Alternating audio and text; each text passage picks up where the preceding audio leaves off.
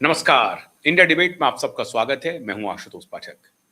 मित्रों, अभी प्रधानमंत्री इंडोनेशिया, ऑस्ट्रेलिया और जापान के प्रधानमंत्री भारत आई थी।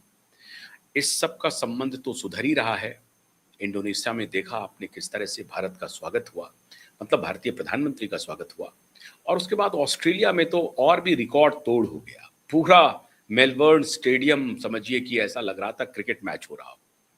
इस तरह का वातावरण बना और क्या क्या भाषण दिया मोदी जी ने। वहां भी लोगों का दिल जीत लिया। अभूतपूर्व स्वागत हुआ ऑस्ट्रेलिया में भी और इंडोनेशिया में भी। लेकिन आज इंडोनेशिया और ऑस्ट्रेलिया की बात मैं नहीं करने जा रहा हूं। भारत की वो बात करने जा रहा हूं जिससे आपका सीना चौड़ा हो जाएगा और आप मान लेंगे कि भारत ने कमाल का काम कर दिया अपने पश्चिमी क्षेत्र में, उत्तरी पश्चिमी क्षेत्र में। उत्तर और पश्चिम का जो क्षेत्र है उस पर भारत ने कमाल का काम कर दिया। जिनको आप में से बहुत सारे लोग समझ रहे होंगे कि वो तो हमारा दुश्मन देश है, लेकिन उस दुश्मन देश के साथ ऐसी दोस्ती गांठ ली, ऐसी दोस्ती गांठ ली कि अब उनके जो पड़ोसी दोस्त दोस्त दिखाई पड़ रहे हैं वो उनके पक्के दुश्मन हो गए हैं। और दो ध्रुव पर दो दुश्मन खड़े हैं और इधर दो दूसरे ध्रुव पर दुश्मन प्रतीत होने वाले देश दोस्त बनकर के सामने आ गए हैं। मैं बात कर रहा हूं अफगानिस्तान का। अफगानिस्तान में भारत ने वो गुल खिलाया है जिसके लिए हर भारतीय का सीना चौड़ा हो जाएगा। और ये बात सिर्फ ऐसा नहीं है कि ये प्रधानमंत्री मोदी के कार्यकाल में हुआ है। कुछ बातें प्रधानमंत्री मोदी के कार्यकाल से पहले की है। मतलब ये हुआ कि अफगानिस्तान के साथ जो हमारी डिप्लोमेसी थी वो और प्रगाढ़ हुई और मजबूत हुई। पूर्ववर्ती सरकारों की जो डिप्लोमेसी थी उसके आगे लेकर के गए मोदी और उसमें चार चांद लगा दिया।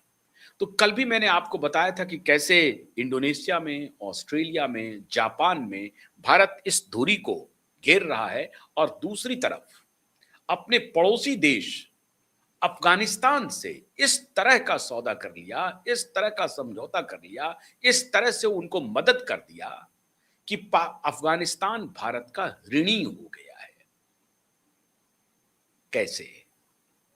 अफगानिस्तान में कम से कम 5 से 7 प्रोजेक्ट ऐसे हैं मित्रों जो अफगानिस्तान की लाइफ लाइन है और उस पूरे प्रोजेक्ट को भारत ने सिंगल हैंडेडली एग्जीक्यूट किया है और वो सारे प्रोजेक्ट अब ऑपरेशनल हो चुके हैं। ऑपरेशनल हो चुके हैं। काबुल से लेकर के पुले खमरी तक लगभग 220 किलोवाट का पावर प्रोजेक्ट है। अब जहां से वो रोशन हो रहा है अफगानिस्तान, पूरा जो हिंदुकुश का इलाका है जो कभी निर्जन इलाकों के रूप में मशहूर था, उस अफगानिस्तान में आज चकाचौंध करने वाली बिजली दिन रात चल रही है। और ये पावर प्रोजेक्ट किसके सौजन्य से आया? भारत के सौजन्य से आया।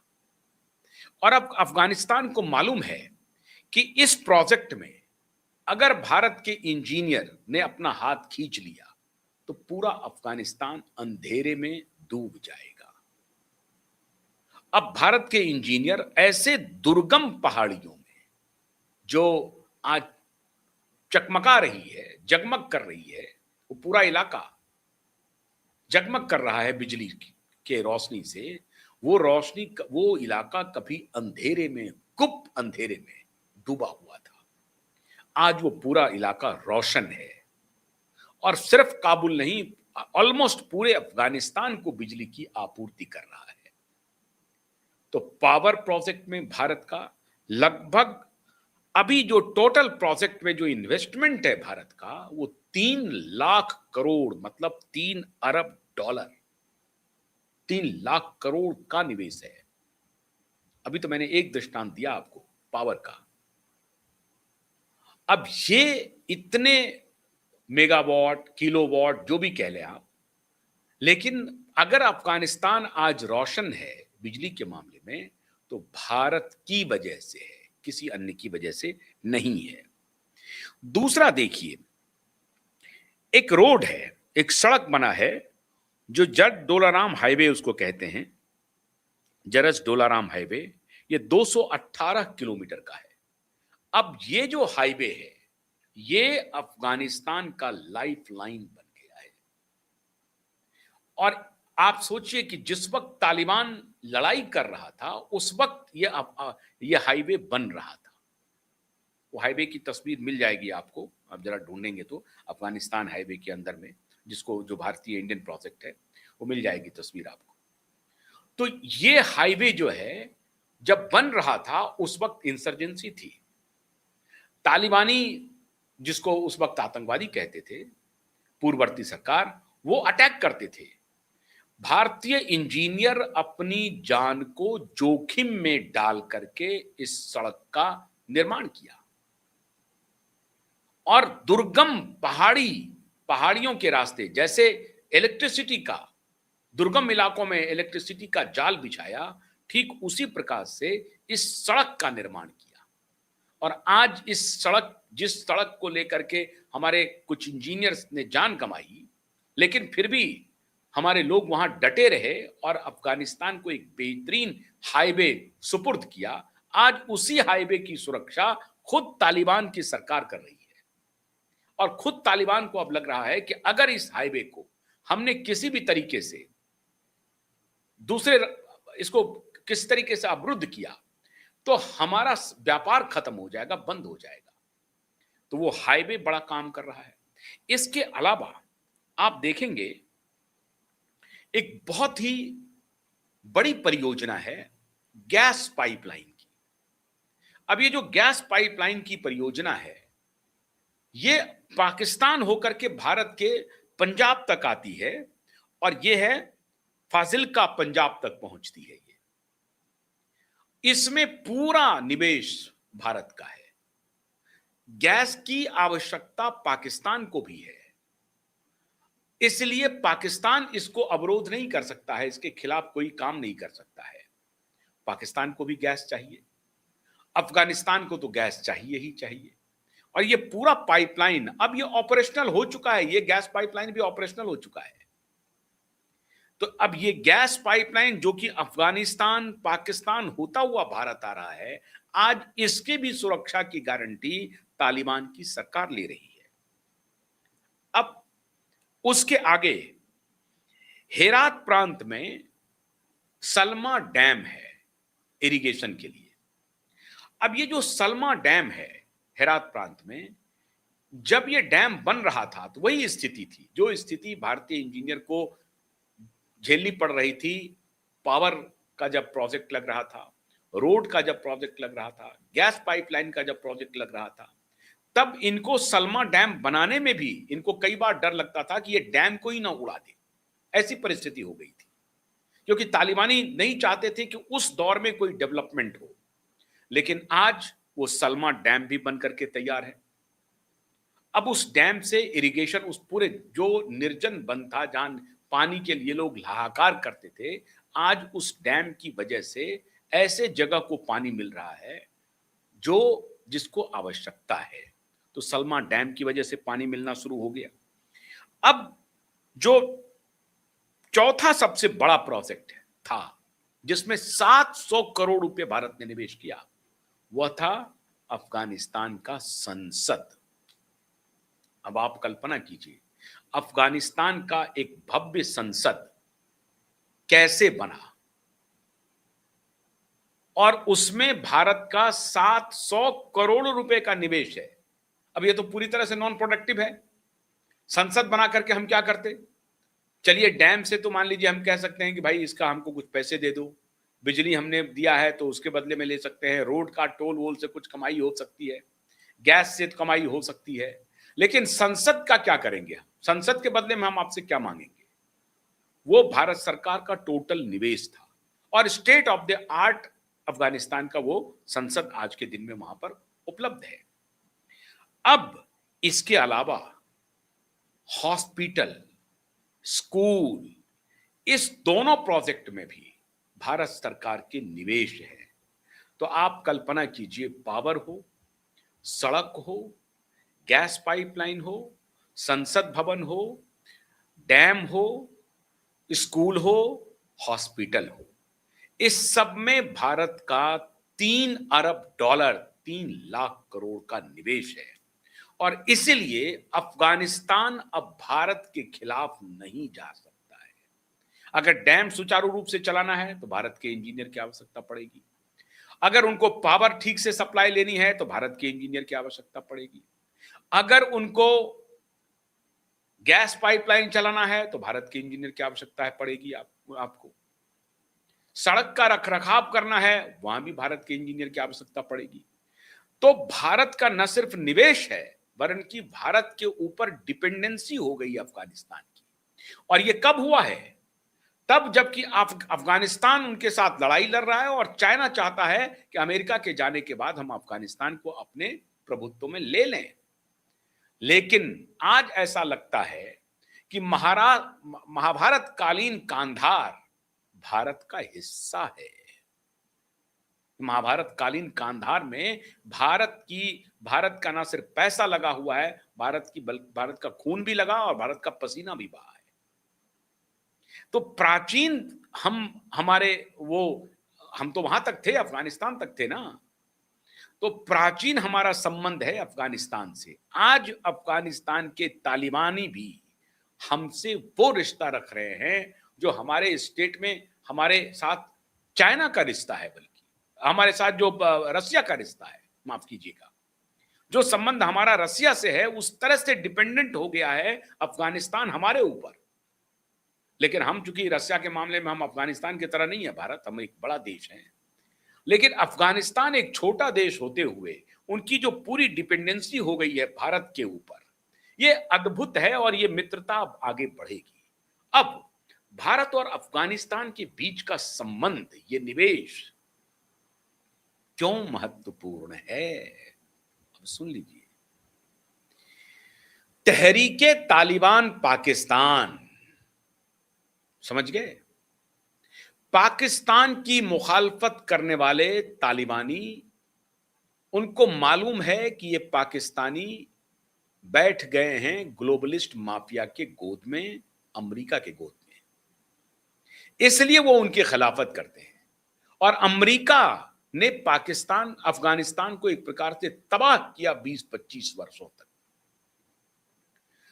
वो अमेरिका से कोई रिश्ता तत्काल नहीं रखना चाहता, भविष्य में हो सकता है कि बन जाए। वो अमेरिका से कोई रिश्ता नहीं चाहता, लेकिन उसे सरवाइव भी करना है, नए जमाने में सरवाइव करना है, नई टेक्नोलॉजी पर सरवाइव करना है, क्योंकि ये नया दौर है साहब। अब नए दौर में हम पानी कुआं खोद करके निकालेंगे, ये तो हो नहीं सकता। हम पानी जो है वो नल के माध्यम से सप्लाई करेंगे, हम तेल लेकर के डिबिया जलाएंगे, ऐसा तो हो नहीं सकता है, लालटेन जलाएंगे, ऐसा तो नहीं हो सकता है। तो हमको इलेक्ट्रिसिटी वाला बल्ब चाहिए।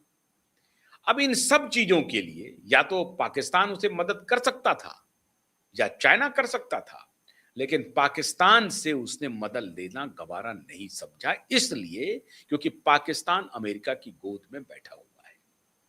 लेकिन भारत को वो अपना स्वाभाविक मित्र मान रहा है। अद्भुत बात है, जब तालिबान नहीं था तब भी जो पूर्ववर्ती सरकार थी अफगानिस्तान की, वो भी भारत के साथ उसका रिश्ता अच्छा था। और जब तालिबान आ गया तो तालिबान को लग रहा है कि ये जो उन्होंने हमारे लिए मस्जिदें बना दी हैं, ये सारी मस्जिदें हैं, आप उसे मॉडर्न मस्जिद कह लीजिए, मॉडर्न मंदिर की जगह मस्जिद कह लीजिए, अगर उनका सड़क मार्ग सुरक्षित है या बनाया गया है तो भारत की वजह से, गैस पाइपलाइन चल रहा है तो भारत की वजह से, संसद बना हुआ है तो भारत की वजह से, पावर प्रोजेक्ट बना हुआ है भारत की वजह से, इरिगेशन के लिए डैम बना है भारत की वजह से। अब इस बात को वो समझ चुका है तालिबानी कि भैया जो भारत हमें इतना पैसा लगा करके हमको एक प्रकार से रिकंस्ट्रक्ट कर दिया, जो 20 वर्षों में अमेरिकन ने तबाह कर दिया था, और उसकी वजह से हमने तबाही की, अपने ही देश में हमने खुद तबाही की, हमने खून बहाए। खुद तालिबानी को मालूम है कि उसने क्या किस तरह से तहस नहस किया अफगानिस्तान को। लेकिन अब जो प्रोजेक्ट हैं, इस प्रोजेक्ट को अगर वो तबाह करेंगे तो कहीं के नहीं रहेंगे, वो खत्म हो जाएंगे, उनके सर्वाइवल का सवाल है। अब ऐसी परिस्थिति में उस प्रोजेक्ट की देखरेख के लिए भारत के ऊपर उन्हें निर्भर रहना ही पड़ेगा। सारी टेक्नोलॉजी जहां भी है मौजूद वो भारत की है। अब ये जो डिपेंडेंसी है वो भारत और अफगानिस्तान के बीच में मित्रता को प्रगाढ़ कर रहा है, मजबूत बना रहा है। और इसीलिए ये मित्रता पाकिस्तान को और चाइना को दोनों को खटक रहा है। खटक तो रहा है अमेरिका को भी। लेकिन अमेरिका सोच रहा है कि अब गए बुरी बला से, हमने वहां पर बहुत millions of millions billions dollar हमने तबाह किए अफगानिस्तान में और मिला कुछ भी नहीं। अंत में उसे भागना पड़ा, उल्टे पांव भागना पड़ा। जियोपॉलिटिक्स में वियतनाम के बाद अफगानिस्तान उनकी हार का समझिए कब्रगाह है। अमेरिका का हार का ही कब्रगाह है। उनको भागना पड़ा, भगा दिया तालिबानियों ने, उल्टे पांव भागना पड़ा और अंत में जाते जाते हथियारों का जखीरा देके गए। लेकिन उससे अफगानिस्तान करेगा क्या? हाँ, उसका इस्तेमाल अफगानिस्तान कर रहा है पाकिस्तान के खिलाफ। और पाकिस्तान अब ये देख रहा है कि अफगानिस्तान में अगर भारत की जड़ें मजबूत हो गई तो फिर हमारे लिए मुश्किल है। अब वहां से वो बलूचिस्तान और पाक ऑक्युपाइड कश्मीर, इस दोनों पर नजर रख रहे हैं। दो तरफा भारत घेर रहा है पाकिस्तान को। चाइनीज समझ रहे हैं कि हमें कोई लेना देना नहीं है, वहां से हमको जो कुछ लेना था वो ले लिया। चाइनीज अपने दूसरे तरीके से बढ़ने में अपनी पूरी शक्ति लगा रहे हैं। लेकिन भारत के लिए अफगानिस्तान सामरिक रूप से बहुत महत्वपूर्ण है। अफगानिस्तान जितना मजबूत होगा भारत के साथ, जितने रिश्ते भारत और अफगानिस्तान के मजबूत होंगे, पाकिस्तान की पेशानी पर बल आएगा, पाकिस्तान परेशान होगा। अमेरिका अफगानिस्तान के मामले में अब कोई दखल नहीं देगा। और ये एक प्रकार से समझिए कि भारत जब वहां पर रिकंस्ट्रक्ट कर रहा था अफगानिस्तान को, तभी अमेरिका को लग गया था कि अब जो करना है करो भैया, हम यहां से चलते हैं। तो अमेरिका कम से कम अफगानिस्तान में दखल नहीं देगा। तो एक तो बड़ा देश जो उत्तर पश्चिम के इलाके में है, उसके साथ भारत ने अपनी अच्छी दोस्ती गांठ ली है। तो पूरब में एक तरफ इंडोनेशिया, ऑस्ट्रेलिया, जापान सबसे रिश्ते ठीक कर रहे हैं, जो एक प्रकार से पड़ोसी ही समझिए भारत का है, बीच में समुद्र है। लेकिन बांग्लादेश के साथ धीरे धीरे हम लोग कोशिश कर रहे हैं कि उसको या तो ठीक करें या उसको उसको बांग्लादेश आंख भी दिखाएगा तो भारत के ऊपर कोई असर नहीं पड़ेगा। लेकिन अफगानिस्तान के साथ जो भारत का रिश्ता है, अगर ये और मजबूत होता चला गया तो समझिए पाकिस्तान को नानी याद आ जाएगी।